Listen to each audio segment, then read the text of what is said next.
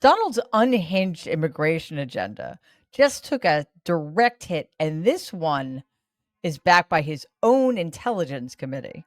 The press got its hands on a declassified memo from the National Intelligence Council released because of a Freedom of Information Act request, and it confirms what we all suspected.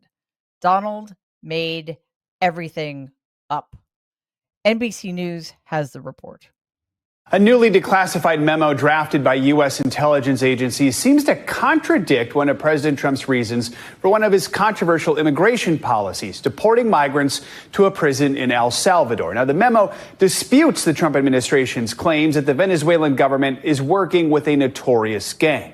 For more, let's bring in NBC News intelligence reporter Dan DeLuce. Dan, good to have you with us. So you have a new article out after getting a copy of this memo. So tell us, what does this document have to say about the relationship between this gang, Tren de Aragua, and Venezuela's government? This memo is a reflection really of a near unanimous consensus among intelligence agencies that this gang, as dangerous as it is not being directed, it looks like, or somehow operating with coordination from the Maduro regime in Venezuela. And that, of course, was the justification cited by the president when he invoked this 1798 law, the Alien Enemies Act. Again, the memo explicitly states that the Venezuelan president, Nicolas Maduro's regime, most likely does not operate TDA, the gang that the Trump regime has classified as a terrorist organization. The memo said that, quote, Venezuelan intelligence, military, and police services view TDA as a security threat and operate against it in ways that make it highly unlikely the two sides would cooperate in a strategic or consistent way, unquote. The memo also noted that many detainees were incentivized to lie, falsely linking themselves to the regime in hopes of getting lighter sentences or deportation deals. Even the FBI, which dissented slightly from the memo's conclusion, only cited low-level actors and had no evidence of Maduro's directing or enabling TDA's operation within the United States. There was no communication, no funding trail, no collaboration, nothing. Donald went ahead and made the false claim that the Venezuelan government is indeed somehow complicit in TDA's activities. As the Arkansas Justice Project stated, quote, so you mean kidnapping folks off the streets and sending them to a foreign gulag was not justified by our own intelligence? They just made shit up to dog whistle their base. The AEA argument was never legitimate, and they knew it all along, unquote. So, what can be done here? Well, as we know, the courts are finally fighting back. Judges, Democratic and Republican alike, have blocked Donald from continuing to deport people under the Alien Enemies Act. Most recently, federal judge Alvin Hellerstein in New York went even further. He blocked Donald's use of the Alien Enemies Act entirely in his district, calling out how the regime only gives people 24 hours to file a petition in English, even if they do not speak the language. Now, this is what going after the Trump regime's fascist policies looks like. So, how did Donald respond to the courts upholding the law? He had a meltdown on his failing social media site this morning, writing, quote, our court system is not letting me do the job I was elected to do. Activist judges must let the Trump administration deport murderers and other criminals who have come into our country illegally without delay, unquote. Republicans aren't just losing in court, though. They're also losing the plot, especially when it comes to the labor force. But before we go on, just remember, Mary Trump Media is not corporate media. We do not bend the knee, and we are not now and we never will be for sale. We expose the lies the Trump regime tells and tries to keep buried. Independent media like ours survives because of you. So please like and share our videos and subscribe to our channel if you are with us. While Donald's mass deportations are failing miserably in court, the ripple effects are already crashing the economy, especially in states like Florida. Because when you deport workers who keep key industries going, guess what? You need to find people who are willing to fill those now empty jobs. In Florida, they had an absolutely genius plan, which is, you're never going to guess. Yeah, let's replace migrant workers with children.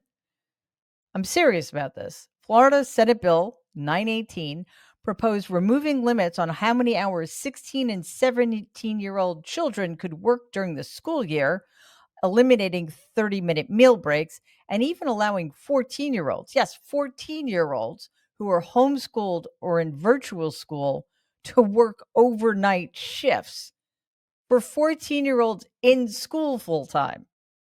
Because Donald gutted the labor force, now states like Florida are scrambling to fill the gap. Even Republican state lawmakers are incapable of defending this.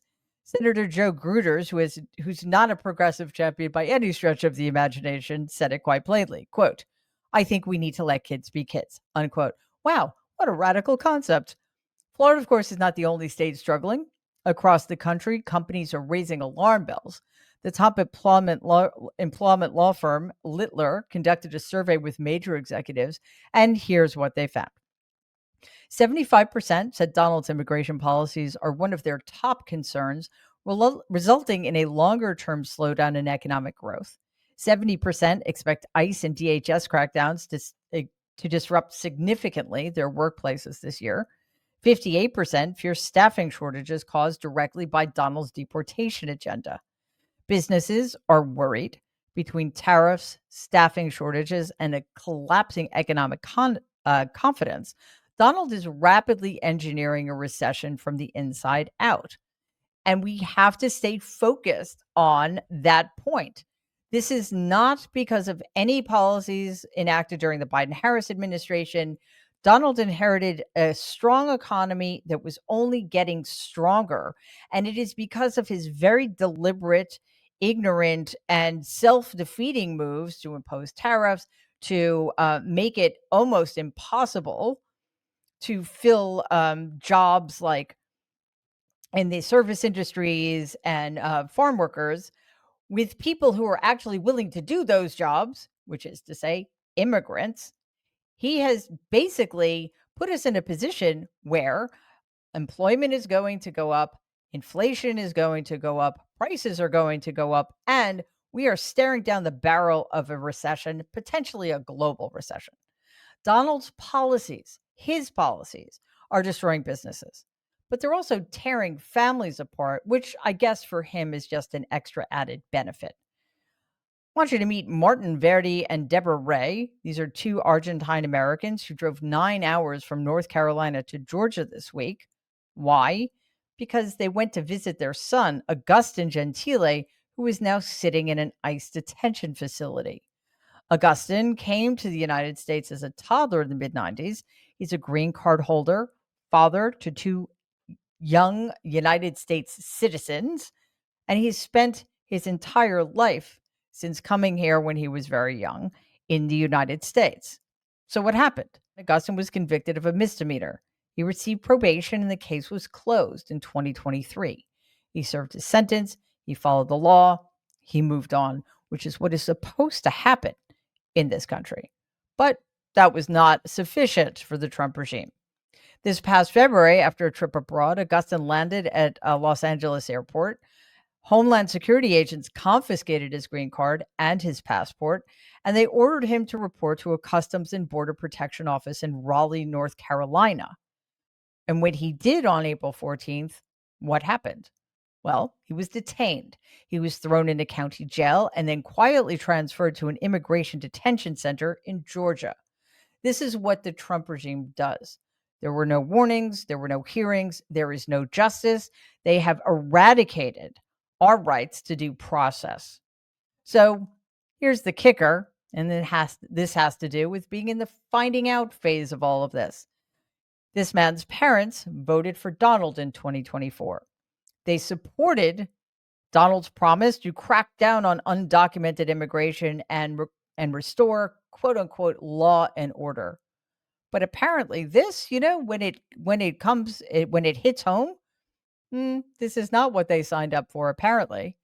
Deborah Ray said it herself, quote, "This is craziness." But he didn't say he was going to do this, that he was going to go after people who've been here for a long time. He said he was going to go after all the criminals who came illegally. We feel betrayed, tricked, unquote. I take absolutely no joy in this. What is happening to this family is unacceptable. It's unspeakable. Nobody should have their child taken from them, even people who voted for Donald Trump, because I'm telling you, nobody voted for this. But this is the cost of having an authoritarian regime in power. Innocent families are going to get blindsided. Innocent people are going to get detained. Parents are going to be separated from their children.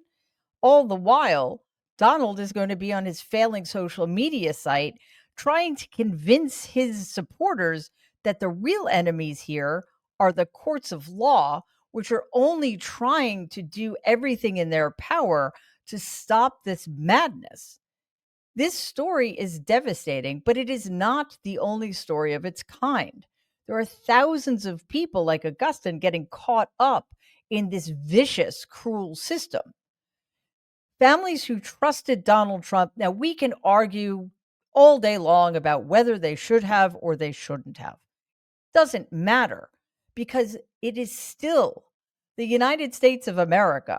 And nobody, even if they trusted somebody we know has malicious, malign motives, nobody who trusted Donald Trump should be in this position.